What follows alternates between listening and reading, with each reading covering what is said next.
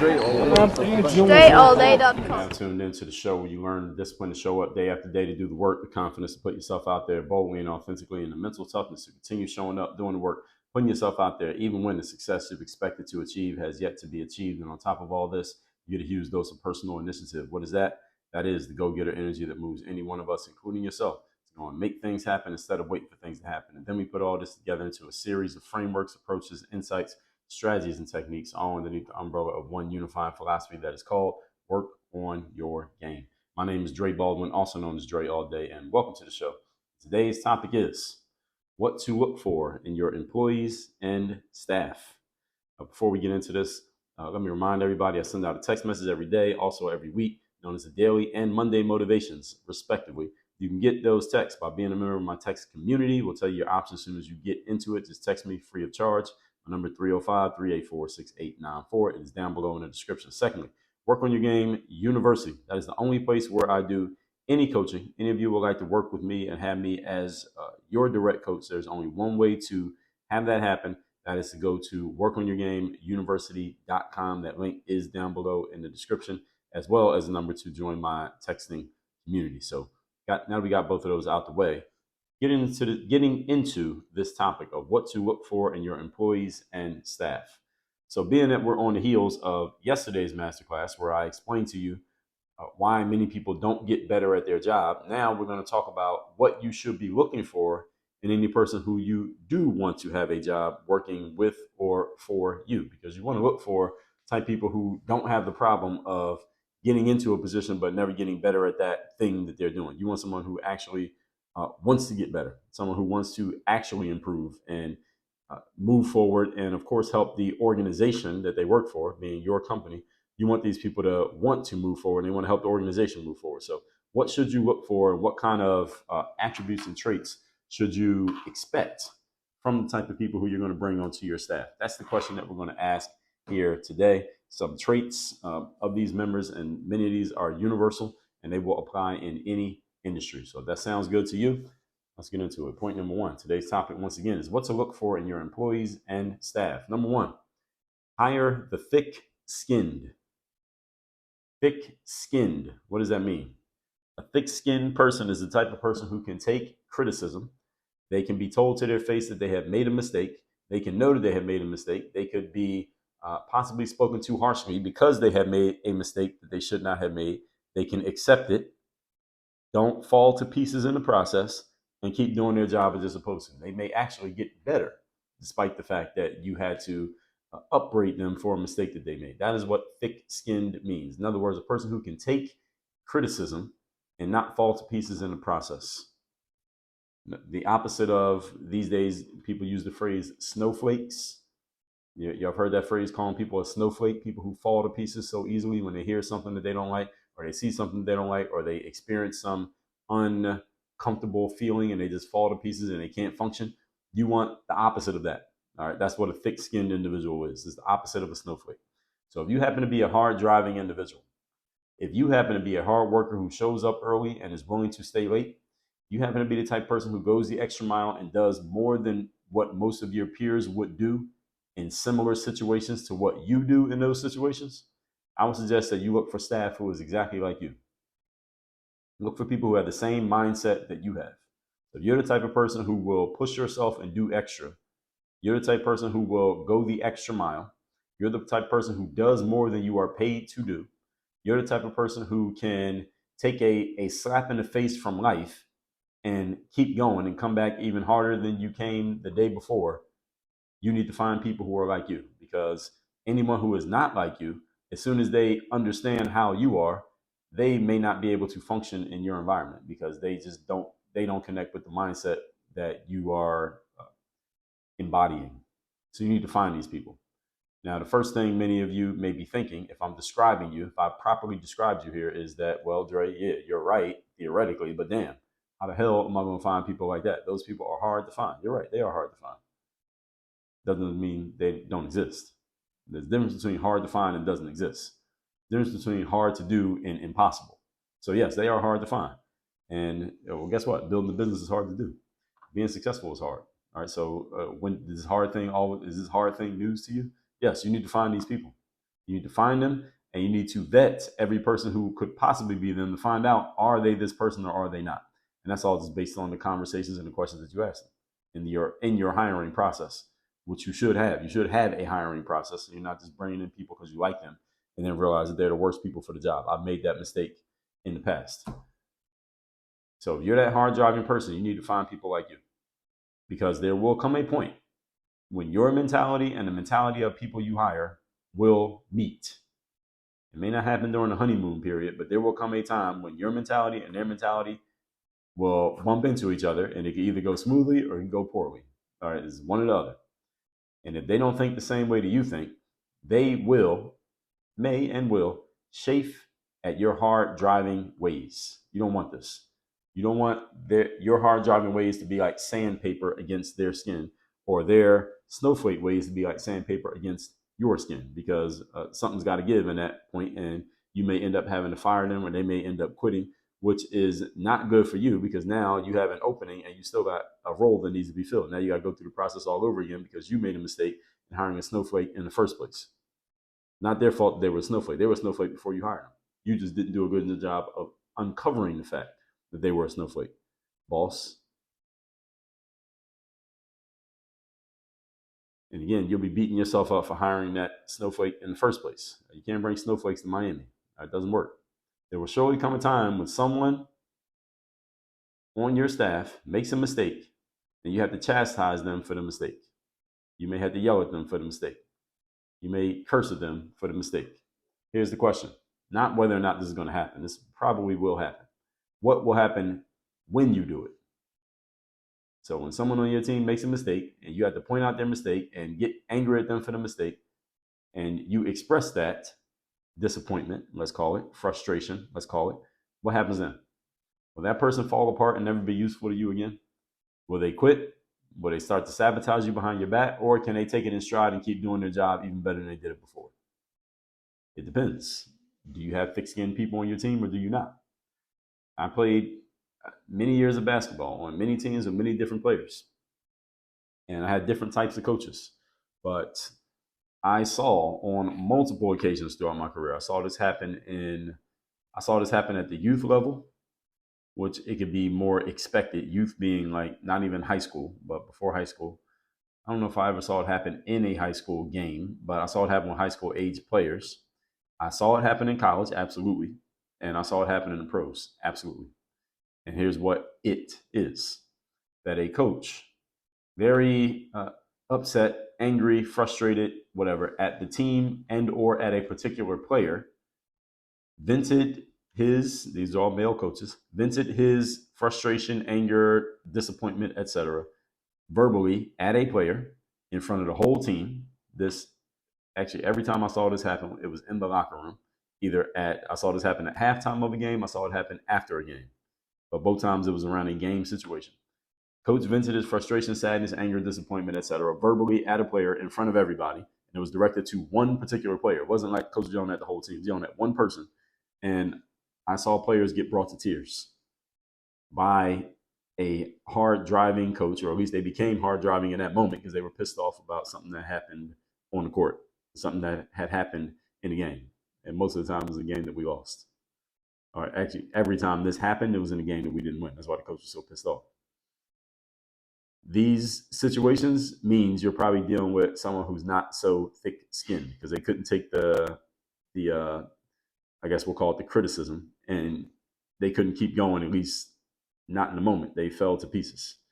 And I remember I saw this happen once. I was playing in Montenegro, and the coach did not speak English. So whatever he said to the player, I don't even know what he said. But it was clear he was pissed off. It was clear he was talking to one guy. And that guy, and this guy was a big, strong, chiseled guy, he fell to pieces and started crying in the locker room in the middle of the game. This is halftime of the game.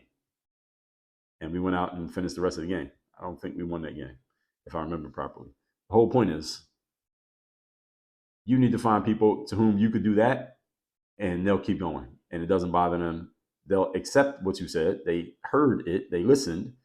But their performance will go up. Their performance doesn't go down. They don't fall to pieces in the process of being verbally approached. Only if they're thick-skinned will this happen.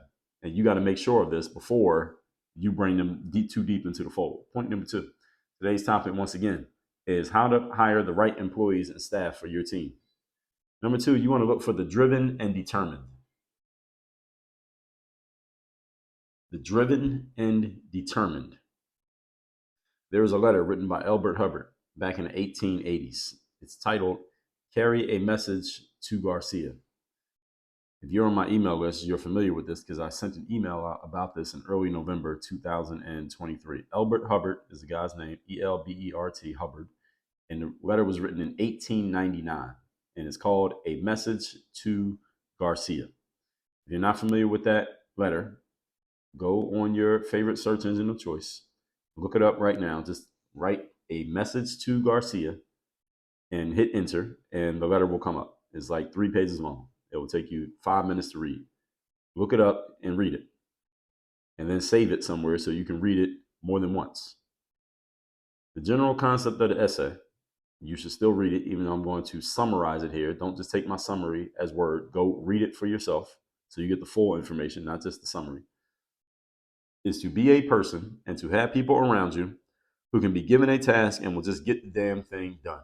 That's what Carry a Message to Garcia is about. But again, I want you to read it for yourself so you can get your own interpretation of it and what exactly it means for you. Don't just take what it means for me to be your meaning. You want to be the type of person who can be given a task and just gets it done. And you want people around you who are just like that. I was listening to an Andrew Tate, one of those like montage videos. People make a ton of those videos about him on YouTube. And I was listening to one of them, was it today? Either today or yesterday. Because Andrew Tate is actually banned from YouTube. So he doesn't make his own YouTube videos. He, I think, puts his videos on a platform called Rumble. But there's a lot of clips and stuff of him on YouTube. And there was this video where he said, and it was a very good point that he made. He said, you need to have other people around you who are high-level individuals, because when you do, if you're not performing at a high level, you will feel self-conscious and insecure because you're not living up to the standards of the people in your environment. But if you got a bunch of bums and losers around you, then you won't feel insecure or self-conscious when you're performing at a mediocre level because everybody around you is mediocre. So you actually feel normal.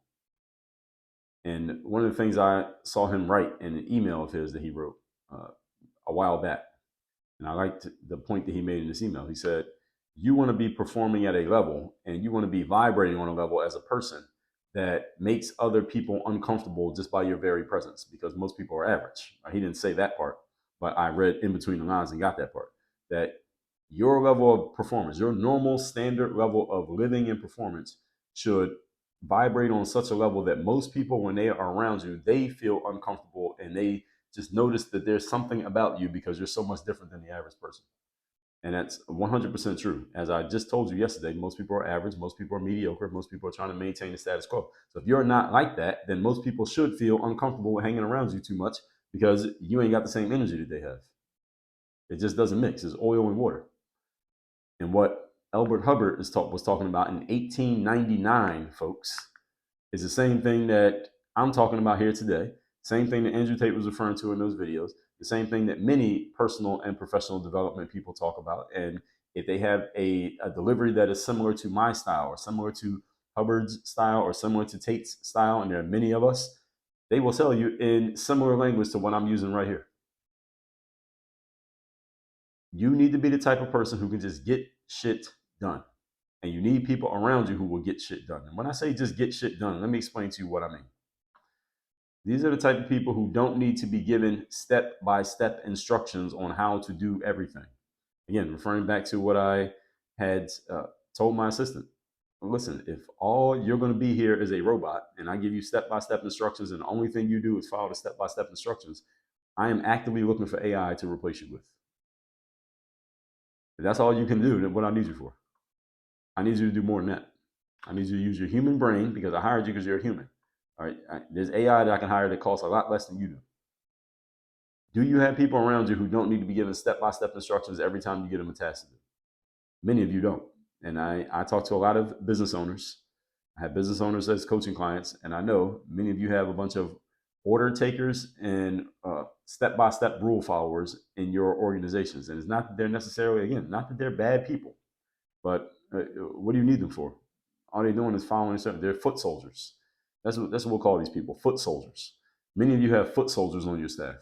You tell them what to do, they do it. They say, all right, tell me what else to do. They do that. They tell me what else to do. You do that. It's more work having them than it would be to not have them, for the most part. They're just foot soldiers. You just keep you every time they do something, you got to tell them what to do before they do it. They have no initiative.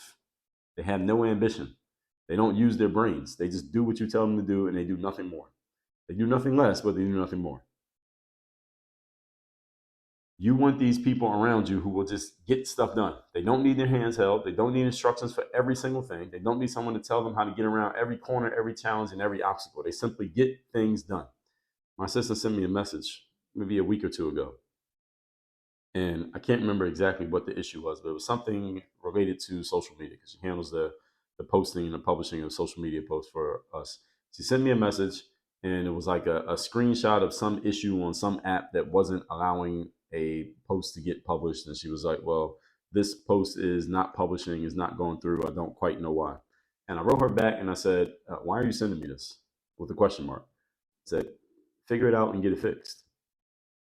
Period. And I sent it to her. And she said, copy, I got it. And she went and got it fixed. And I told her the next day when I spoke to her, I said, don't bring me that shit. Right? I didn't hire you for that. Like, software could have figured that out. Again, I'm using that as an example here because that's coming, and I got a series coming in the next few days, actually right here on the show. I'm going to be talking about that very software and where it's going and how many of you need to be using it ASAP. And I don't mean necessarily to fire people, but if that's the case, then that's the case. Because see, if you're the type of person who can just get shit done and you don't need people to tell you exactly how to do everything, these are people you want on your team. And any of you who's an entrepreneur, I know you're the type of person who just gets shit done and you don't need someone to tell you exactly how to do it, because how'd your business start? All right, there was no blueprint for that. You had to come up with some things. You had to make some things up. You had to kind of figure it out as you went along. You had to jump off the cliff and grow your wings on the way down. So you want people around you who are just like that. The type of people who just need to be told everything before they do anything. You don't really want to deal with them because it's like, all right, I can't deal with these people. Like, again, your mindset and their mindset just don't match. Again, it's not that they're a bad person. You just don't want them around you. It will severely annoy you when you have people working for you who are not this type of mentality. Simple test you can give people, and this is something that many people do in their hiring process, is you give a task, let's say a test task to someone who you're thinking about hiring, and in the test task that you give them, you intentionally leave out some information that would allow them to get the process done smoothly. So if there's an 8-step process for them to get things done, you leave out step number 3 and step number 7. Intentionally, you leave those 2 steps out. And the whole point of you leaving those 2 steps out is to but to suss out what that particular potential employee would do in such of a situation. What are they going to do? What would they do in that process? Because what it will require of them is to think and get creative and figure out how to get the task done, even though the task is designed to be impossible. Because without steps 3 and 7 or 2 and 7, they might not be able to finish it. So you want to see what they end up doing, even though they don't have all the information. And the person you should hire is the person who figures it out and gets it done anyway. That's the person you hire. Now, the person who you don't hire, all right, that's the person who comes back and says, well, it looks like there's a step missing here. It looks like step number 2 and step number 7 are missing, sir or madam. So I can't really do anything and I cannot complete this task. If you could please supply me steps 2 and 7, then I can complete the task. So anybody who comes back and gives you that, all right, they're not your candidate. Let them go work somewhere else. Let them go work at Suit Supply and not sell any suits. But don't let them come work for you, because clearly they're not the type of person who's going to get something done when you need it done. Point number 3. Today's topic, once again, is who are the people you should hire in your organization. Number 3, the ambitious and the forward thinking. Ambitious and forward thinking. We know what ambition is. It's a strong determination or desire to achieve something. What does forward thinking mean? Forward thinking means a person who's looking for, how can I move this thing forward, make the situation better, take it to the next level. Now, I used to think differently about this. I will be honest. I used to think differently about hiring ambitious and forward-thinking people. I used to not want to hire ambitious people. I used to not want to hire forward-thinking people. You know why? Because I knew what would eventually happen. they would eventually leave me and go somewhere else, whether it's starting their own business or getting hired away from me for more money, something of the sort. And which has happened to me. I've had employees get hired away from me by other companies who offered them triple whatever I was paying them. I've had that happen to me. I've also had employees stop working for me and start a business doing some of the things that I had them doing on my behalf. They just start their own business, basically doing it for other people because I taught them so well that they had developed a professional level skill, and then they went and started their own business, making their own money, doing exactly what they learned from me. I've had this happen to me. And so for a while, I was a little bit traumatized about hiring ambitious and forward thinking people. But I had to change my mind about this. I had to change my mind about this because I thought that I wanted to hire people who just wanted to have a job. They just want to be comfortable, collect the check, and don't want to do anything different. But I have found, because of the type of person that I am, that I get really annoyed with people who are like that. I do not mix well with people who just want to come to work, clock in, clock out, just do their job and don't do anything extra. Those people annoy me. I can't have them around me. And we're oil and water. So I've changed my mind on this because there are ways that you can help ambitious and forward thinking people serve their needs while keeping them on your team. There's a way to do this. And the most important thing is you must be ambitious and forward thinking yourself. Your organization must be ambitious and forward thinking because ambitious and forward thinking people are always what? They're looking to drive and move forward and do new things and expand and grow. They're always looking to expand, grow, and move forward. So if your organization is just trying to stay in the same space, you won't be able to retain people who want to move forward and do new things. So your organization is the most important thing or the way your organization is run is the most important piece to keeping ambitious people in your organization if you don't want them to leave and go do something else. They leave because they're not being challenged where they're at. So you got to continually challenge them by making sure the organization is being challenged. So you got to be willing to get rid of certain aspects of your business that are no longer serving, at least the bigger goal, to allow the business to move forward with the things that are actually serving. In other words, you got to be applying the 80-20 principle to yourself and your business the same way you would apply it to someone or something else. Ambitious people get bored when they're doing the same thing 2 years from now they were doing today. But they're doing the same thing 2 years from now they are doing today. If you're ambitious and forward thinking, things should look completely different 2 years from now in your life and in your business than they look right now. They should look completely different right now than they looked 2 years ago, past tense. You want to keep ambitious people around, you got to be doing ambitious things. Simple as that.